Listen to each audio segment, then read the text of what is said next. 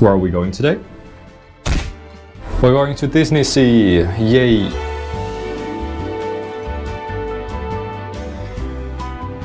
So previously I came to Disneyland on a rainy day. It was horrible, it was depressing in the middle of the week and I hated it. And the strat was that, oh, there's gonna be less people there. But no, there was the lines were still an hour to 2 hours long. So now I've changed my strategy.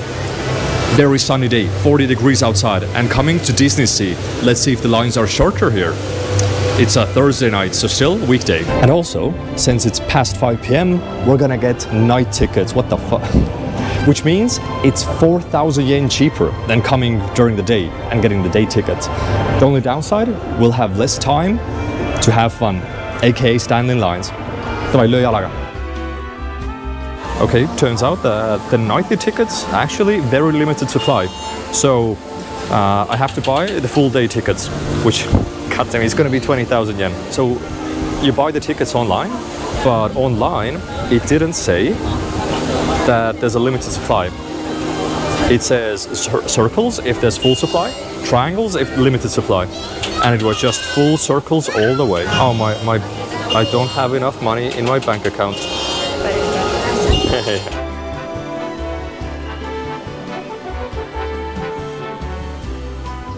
We gotta make everything we have with the 3 hours we have. Yo, it's moving as well. What the hell? Waiting times? 45 minutes. This is like the top right here. So it does seem like lines are a bit shorter. Yeah, this definitely has a completely different vibe than Disneyland. Like this is like every other Greek city combined with Venice, combined with like seas.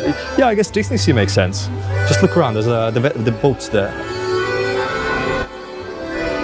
Wow, just like in home country.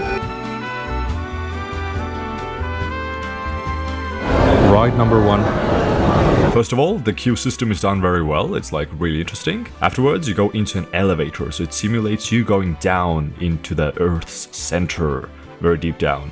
Then you have another queue, and you have like little carts that you go in to explore everything. The start is quite slow.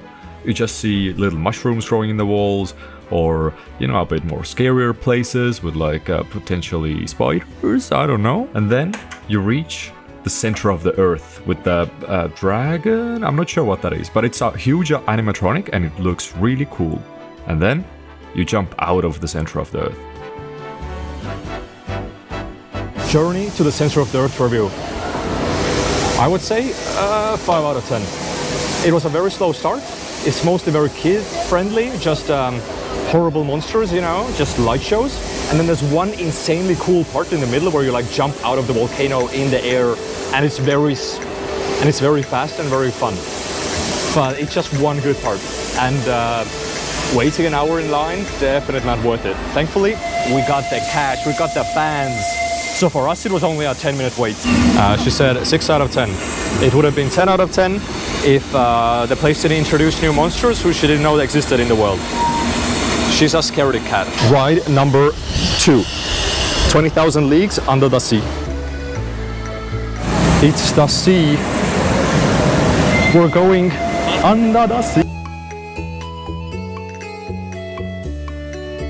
I would say this is definitely one of the more unique rides here, because you go into a submarine with like 2 other pairs and you can just look outside, like you just went under the sea. Even though, I mean, technically you're not under the sea, there's like 2 glasses that contain like water between them, so, you know, you're always safe above the sea, but it does simulate being in the sea quite well. And, you know, there's a huge story there about going down, the squid attacks, whatever. I didn't pay attention because I could not understand Japanese. What's this? Thoughts on the 20,000 Leagues Under the Sea. Personally, I'd say 6 out of 10. There wasn't anything like insanely intriguing there, like it didn't go fast. But it had a stable amount of, you know, immersion, and it looked cool. Babysitter said 10 out of 10, but the overall vibe of it is like a solid 10 out of 10. I thought Disney already capitalized on all sorts of different parks and themes, but this is really cool, especially the ship. Like, it makes me feel like you should be able to go there, like in there. But it's just a dock to take pictures. But it's so detailed, I love it. Down right to the little like water fountains there. And you can ride through it all as well. And Unlike Japan, Disneyland has trash cans everywhere. The biggest letdown here is the Nautilus gifts, because none of these are actually Nautilus themed or seat themed. It's just the big six.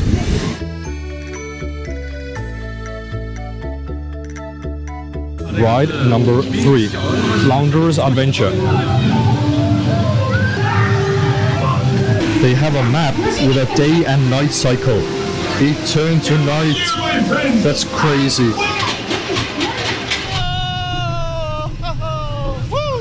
Honestly, really nothing special to say about this one. It's just a very basic roller coaster. Like, yeah. It's crazy how Disney pays for the sky to be so pink and like aesthetic as well. But impressions on Under the Sea ride, I'd say 6 out of 10. It was very decent, nice, smooth, but nothing too thrilling.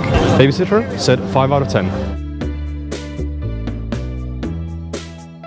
One big thing that I'm not really a fan of is the fact that numbers lie. Like, they've been constantly wrong, and the line has been much longer than usual, even though usually the number for the line is going to be the same.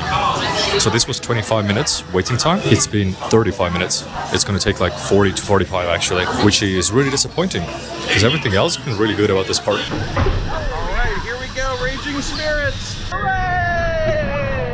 This one, the babysitter was deathly afraid of, and kind of me too, because one of the big advertisements on the sides was just that this is gonna do a loop-de-loop. And these are usually intense, but in this case, it was like nothing. And I am very surprised that there was like no resistance or like no G-forces acted upon you. It felt so smooth, like you didn't even do a loop-de-loop. I'd say 5 out of 10.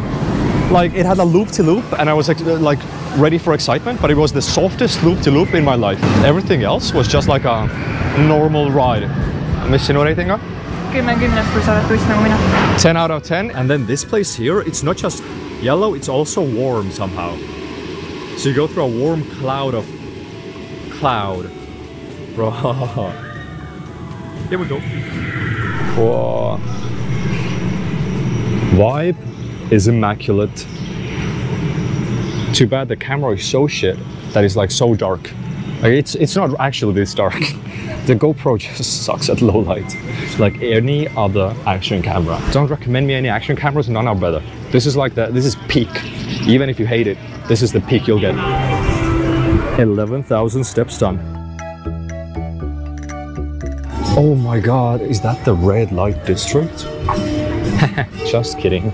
It is family-friendly place. At least it is after the 90s. Do not ask what happened in Disneyland before the 90s. Don't ask about the adult parties.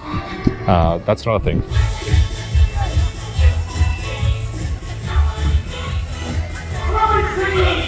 You know, this is starting to prove that Disneyland is kind of worth it. Because I've been to Disneyland, I like it.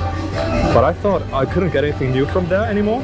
But now seeing like stuff like this, also stuff that I've never seen anywhere before, I kind of want to come here again. Because we couldn't do half the stuff here. As the final ride for today, we have the Tower of Terror. This is my favorite ride. Because it's not scary, but it is very fun. Now, I've been to the one in Paris, and the story there is that I think people worked in a hotel and they died, turned into ghosts, and now they're haunting the hotel or whatever. That's the haunted hotel part. But here they actually changed the story, so it's like new for me as well. Like, there was a adventurer who took a very weird statue who cursed him, and he was never seen again. So you enter his hotel to go to his like room. He turns into a ghost, and the totem turns you into ghosts. Like, you look at the mirror and ooh, you're a ghost now, and then you go up and you go down, and then you go up and you go down again, and once more. All right, Tower of Terror impressions. 9 out of 10. I love it, but it's not as long as it could be. I don't know. Mis on next one. 10/10. Babysitter said 10 out of 10. Big ride here was the Toy Story Mania, and you can see like the big Woody head right over there. But it's too late. We gotta start heading home. It's like an hour-long ride to get back to Tokyo, even though this is Tokyo technically. We thought there was going to be something cool here because there's so much room behind them, but this is all a line for this ride. Dude, my finger looks so long, like what the hell? It's the tiny things that make Disneyland what it is. Attention to detail. And look, they have a payphone, which I think works. I don't even think this is like a part of the set. They have a payphone. Is this just mobile battery rental service stuff here?